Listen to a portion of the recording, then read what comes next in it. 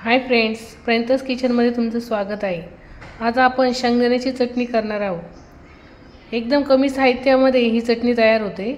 ही चटणी आपण 15 दिवस स्टोअर करून ठेवू शकतो। चला तर मग सुरुवात करूया। शेंगदाण्याची चटणी करता मी 1 वाटी शेंगदाणे घेतलेले आहे, लसूण घेतलेला आहे, लाल तिखट आणि मीठ घेतलेलं आहे। लसूण थोडा जास्त घ्यायचा आहे म्हणजे चटणी छान होते। आता शेंगदाण्याची चटणी करता सगळ्यात पहिले आपल्याला शेंगदाणे आणि लसूण मिक्सरला बारीक करून घ्यायचे।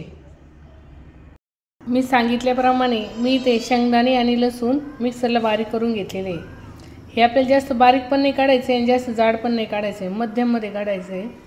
चला तर मग आपण शेंगदाण्याची चटणी करू। शेंगदाण्याची चटणी करता पहिले आपल्याला याच्यामध्ये तेल टाकून घ्यायचे।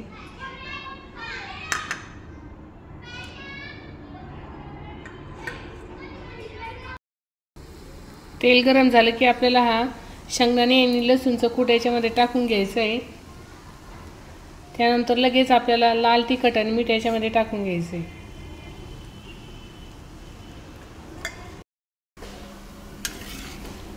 हे सगळं व्यवस्थित मिक्स करून घ्यायचे आपल्याला। गॅस कमीच ठेवायचा आहे म्हणजे चटणी चांगली कडक होईल। चटणीचा चांगला खमंग वास येऊपर्यंत आपल्याला ही चटणी तव्यावरच राहून द्यायची। तुम्ही बघू शकता आपली चटणी तयार झालेली आहे। कुठे प्रवासाला जायचं असेल तर आपण अशा प्रकारे ही चटणी करून घेऊन जाऊ शकतो, कारण ही भरपूर दिवस टिकते। आता ही चटणी तयार झालेली आहे, आपण एका प्लेटमध्ये काढून घेऊ। अशा प्रकारे आपली चटणी तयार झालेली आहे।